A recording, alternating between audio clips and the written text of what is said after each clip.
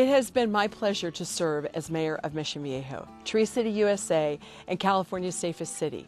Mission Viejo is a great community because of the people, the schools, the sports groups, the churches, nonprofits, and the businesses.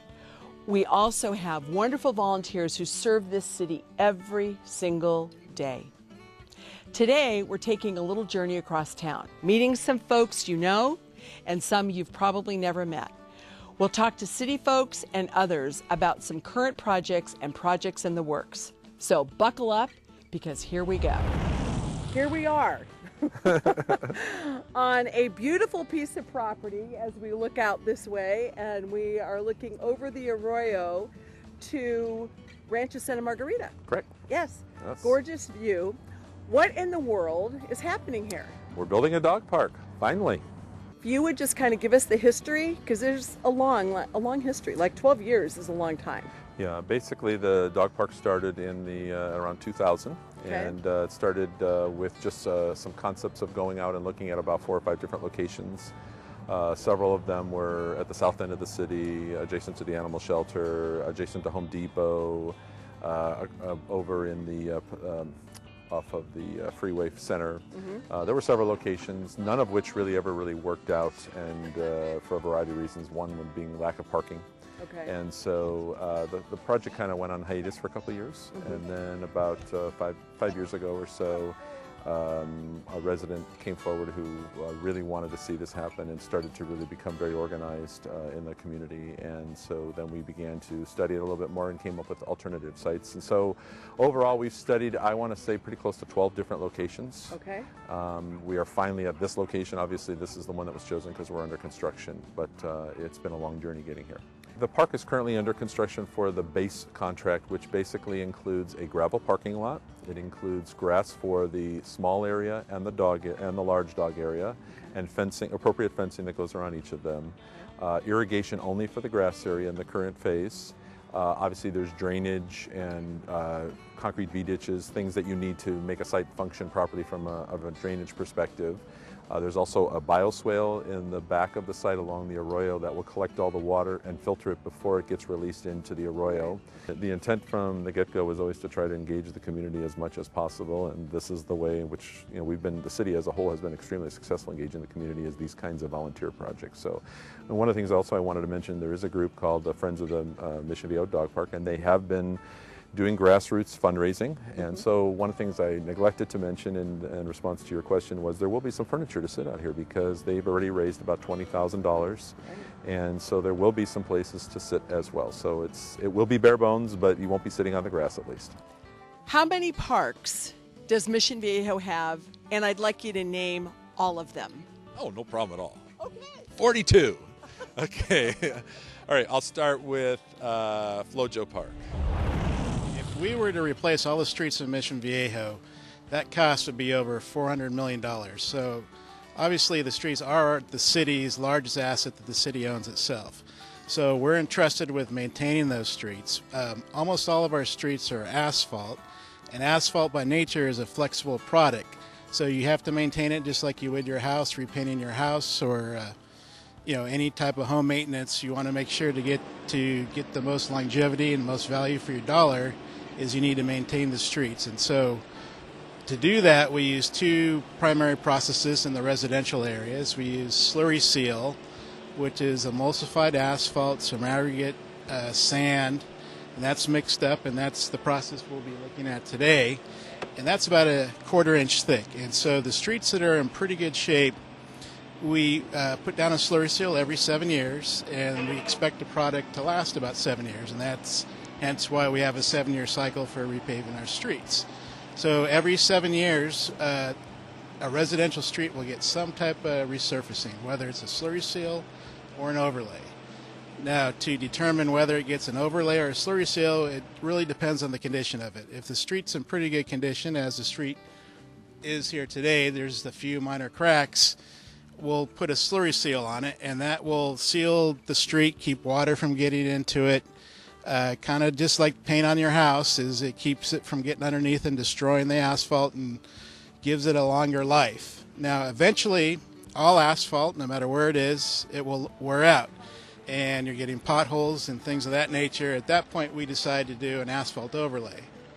In the residential areas, that consists of about 1.5 inches thickness of brand new asphalt. An asphalt overlay costs about 10 times as much as a slurry seal. So we resurface the streets every 7 years, and obviously right before we do the work, we go out and do a real thorough inspection, determine whether it should be a slurry seal and overlay. However, in between those 7-year periods, we have what's called a pavement management system, and that's a computer program, and we hire consultants, and they come out and they inspect the streets, and then they put all that information into a computer model, and then it predicts what condition the streets are in, and it also projects how they're going to deteriorate over time based on a lot of mathematical formulas. So that's going on every 4 years. And then we also have our public services department, which has a number of inspectors that drive the streets, and so we're always doing visual inspections. And then on top of that, we rely on our residents to call in any potholes or large cracks or any issues they feel they have with the pavement. So if a resident calls in, we'll go out pretty quickly and take a look at it, and if it needs to be repaired, we'll put it together. We have a contractor. It goes through areas of the city. We'll put it on the list with other repairs that need to be done in that area, and we'll get it fixed pretty quickly. Gillerin, Curtis, Beebe, Norman P. Murray, Oso Viejo Community Park.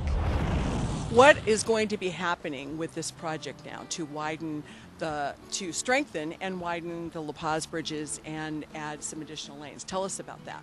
Well, as the bridges are nearly 50 years old, although they're still structurally sound, it's kind of time for a makeover. So we're going to be doing work both down below and up top.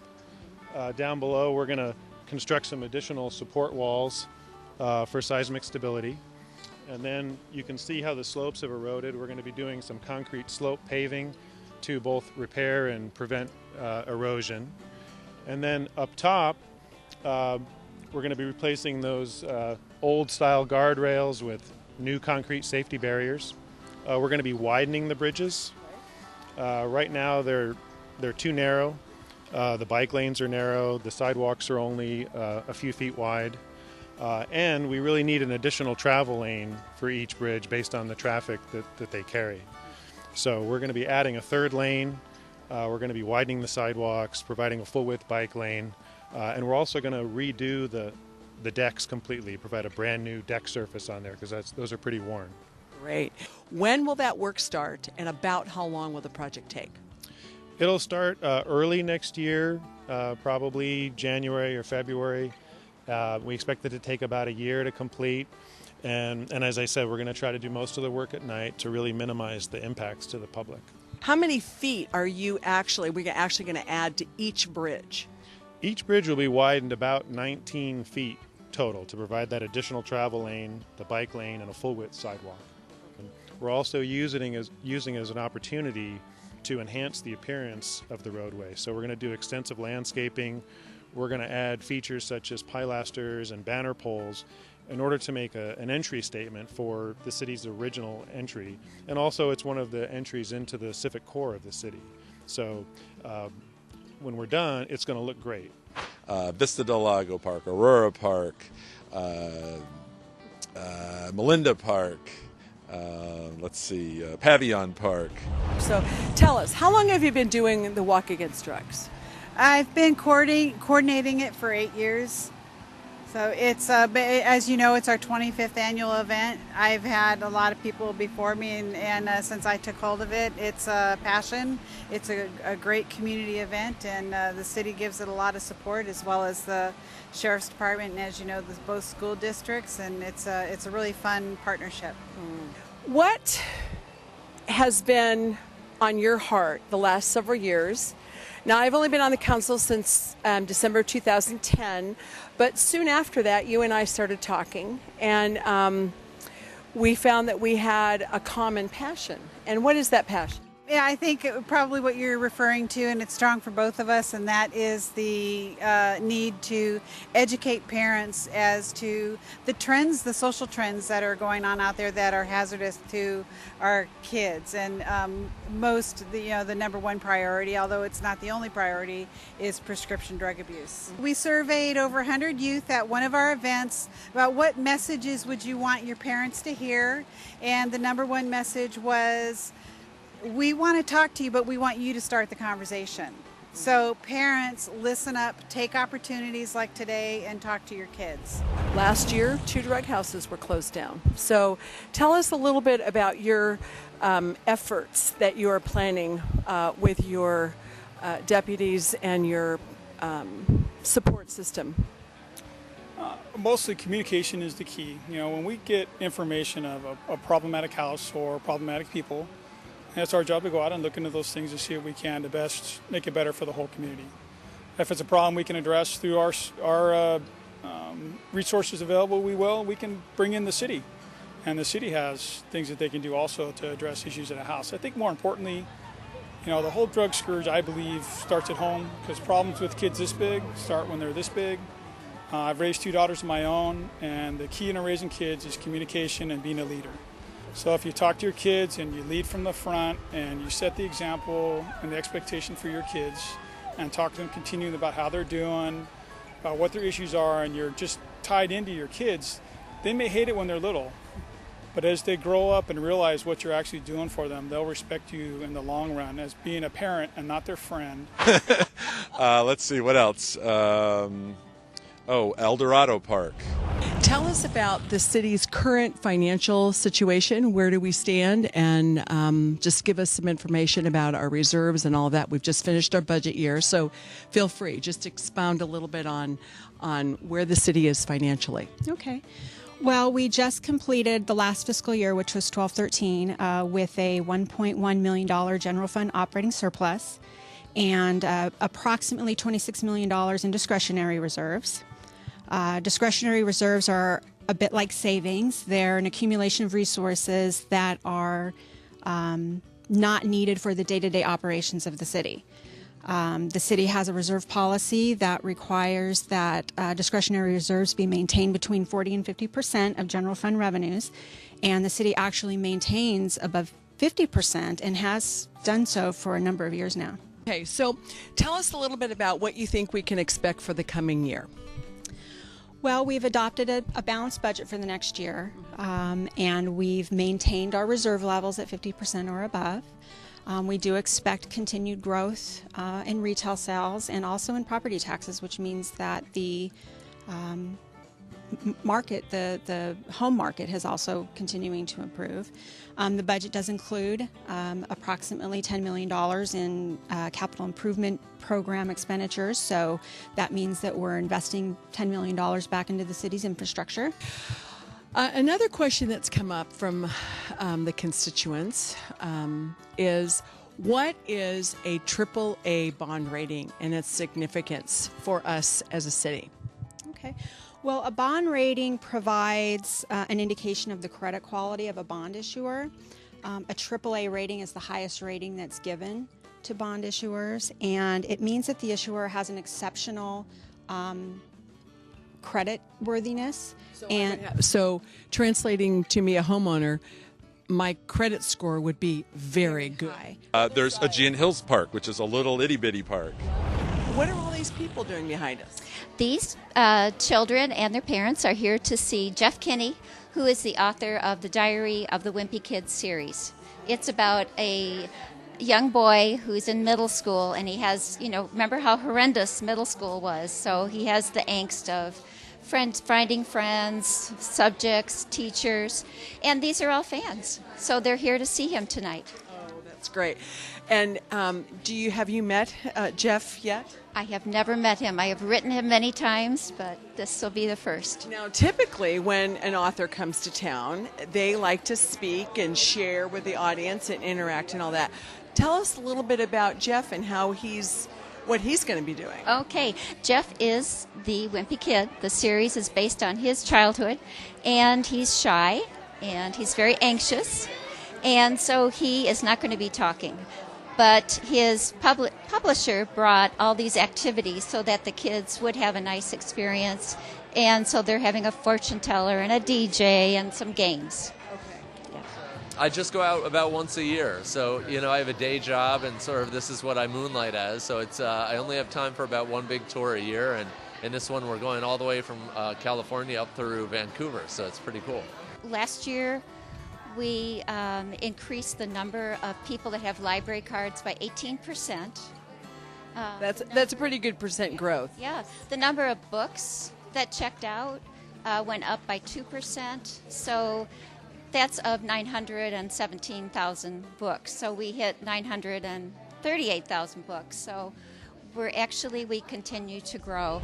Tell us some of the highlights this year that you've had, you and your team have done for Mission Viejo. And one of them I really want to concentrate on is all of the recognition we do of our veterans and Marines. Exactly. That's been a program that we have been developing over the past few years, and it's started to blossom. What we've been able to do, particularly over this past year and a half, is we're recognizing veterans of the wars. We did World War II and had about 450 World War II veterans that were attended. We most recently did the Korean War veterans. We had about 400 or 500 there also. In addition to that, we've also had more recently, as you're aware, we work with Saddleback School District at Mission Viejo High School and their football team. And we worked in a co-sponsorship with them to have what they call Mission Honors the Armed Forces. And that was last Friday night at a football game. It was very emotional. It was very patriotic.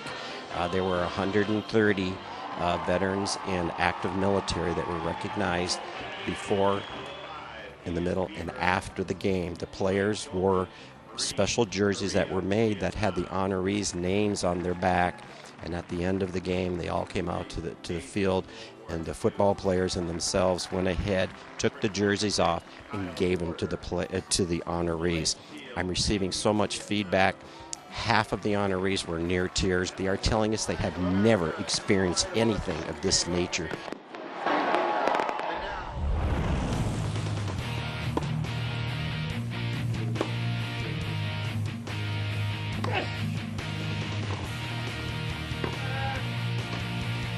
Well, one of our lead instructors here, Jason Harnett, who's been an instructor for about 20 years, is also the National Wheelchair Tennis coach.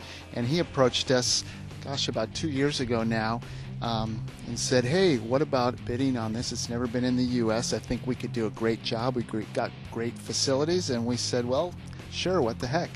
And we've submitted a proposal to the International Tennis Federation. They liked it, and right now we have the pleasure and the honor of hosting the 2013 NEC Wheelchair Tennis Masters and the ITF Wheelchair Doubles Masters. First time it's ever been held in the United States. And so the idea sprung up that maybe we can, bring the World Championship kind of back to the home of wheelchair tennis. I gave Brad Parks a call, the founder of the sport, who we all know. He was like a little kid. He's like, are you serious? We could actually win this bid. I said, I think we've got a very compelling bid. And knowing full well what the city's capable of as far as running events, I knew it was a good fit. And then it was my job really to go to the International Tennis Federation and sell the product. And here we are. Wheelchair tennis is real. It's here.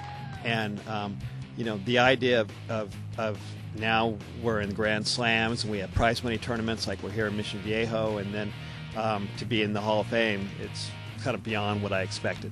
Just to see the teamwork and to see all the departments from the city that have joined together to work together, it's been an amazing run. And Dennis Wilberg, our city manager, he says it every time I see him. He's like, this is the greatest team training event of all time. And I said, it's been amazing. And I think it's been a great learning experience for everybody.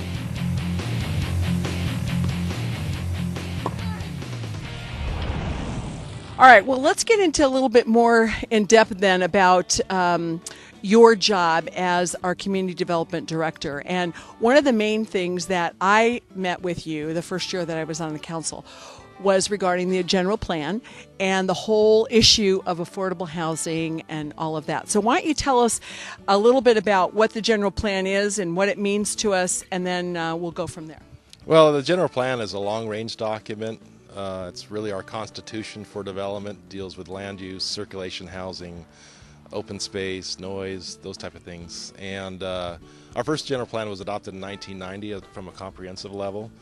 And so it's good to update those throughout the years. So we actually did a comprehensive update. I went to the council last summer with the general plan, an EIR, and a sustainability action plan, and got that adopted. So now our general plan guides development through the year 2035. So why are we here today? We're out here off of El Toro Road in the middle of what looks like some very beautiful open space in this area. So why are we here? Well, this area is called the Northeast Annexation area. And last January, the City Council actually approved a 40-acre annexation into the city, of which 28 acres will be developed by Standard Pacific for some new single-family homes. So there'll be 84 new homes here, ranging in size from 2,500 to 3,100 square feet. Has the standard, southern Spanish influence on the design. Be a very nice development. Some new single-family homes for the first time in over a decade. Tell us a little bit about what's happening in the economic development arena. Well, Karen Wiley does work in the Community Development Department. She is the city liaison to the Chamber of Commerce, so she works a lot with the Chamber of Commerce, trying to promote new business in town. Just to speak of a few that's come in this year, which are significant in my mind, is we have Bye Bye Baby that came to the Mission Viejo Freeway Center.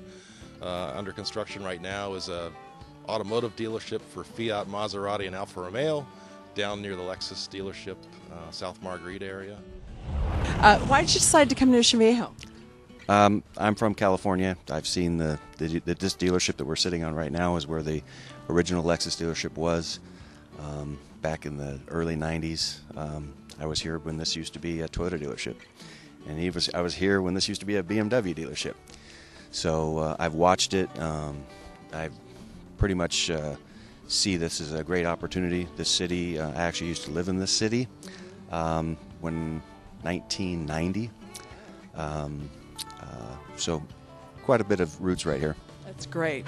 Cordova Park, Coronado Park, Alicia Park. Oh yeah, I should start with that one. That's an A, right? How long has CalMed been in business here in Mission Viejo? We just had our 40th year. We started in July of 1973. We graduated from pharmacy school in 1970 at USC. And I thought, well, I was 26 years old and I was going to do it till I was 30. And if I hadn't made it, then I was going to do something else. So I'm not sure I've made it, but I've stayed here 40 years and it's very exciting. We've seen the city grow. I wish I would have taken pictures of things. The road, when I bought this, ended at Marguerite and Trabuco, and we walked out onto this grassy area where there someday was going to be my pharmacy. And it's been a joyous adventure. Seen the lake be built, seen the highways get built, seen the city grow. When we first came, there wasn't a stop light in town. I bought into this restaurant that I really thought was the right style of pizza, and I'd been familiar with it when I lived here earlier, and we went ahead and opened up the Laguna Niguel store. I had a partnership together there, opened up another store in Mission Viejo off of Los Alisos in '89, opened up another store off of Crown Valley and Marguerite in '90, and then opened up the Rancho Santa Margarita store in '92. So I had 4 stores going, and I must have been an idiot to do 4 stores. Well, 1. And how many do you have now? 1. But it is very successful, I'm assuming. You know what? It's supporting the community. That's successful. Yes, we've had another great year. We celebrated Mission Viejo's 50th anniversary as a community and its 25th year as a city. We continue to be a robust city that prides itself on building community. Included in Mission Viejo's long and rich history of carefully planned growth, development, and accomplishment is its equally long roster of public servants, men and women who through the years have stepped up to offer their talents and leadership to the city they love. Our current city council members and city leaders are taking their place right now in that history of service as they lay out the plans and priorities for this city's future. I want to thank my colleagues Trish Kelly, Dave Leckness, Kathy Schlicht, and Frank Urey for their service, their resolve, and their commitment to making this a wonderful place to live. And thank you to all of you for making Mission Viejo the special place that it is. Cut, and that's a wrap. Yeah, everything I do at the city, I have 2 rules. Yeah. The rule number 1 is the mayor's always right. Rule number 2 is if the mayor's wrong, refer to rule number 1. That's right. But I was like a giraffe walking around, like a baby giraffe for like a year because I had grown so fast and like. Do that again. Show us again. Like a baby giraffe, you know. So this is going to take a while. It is going to take a while. It's already taken way too long. And Mark, how long have you been employed by the City of Mission Viejo? 5 years. No, that's true. Who is that woman that you were with at the Coach House last weekend?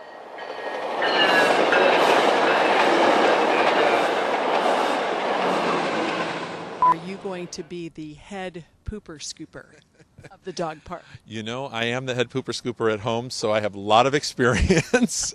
I do it on a regular basis. I'm always amazed at the volume, but... Speaking of hot. Speaking of Salt Creek. Speaking of the Coach House. Good job. You think I could hire you? Maybe? Yeah. There you go. 25 years with the city, all right. How much do you think it costs the city to run on a daily basis? I have no idea.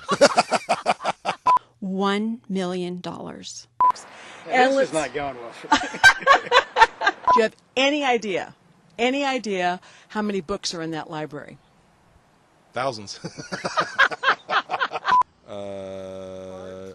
Bart Spenlove Park, thank you. And Barbadanes, that helped too. Thank you. I should just start at the alphabet and work my way down.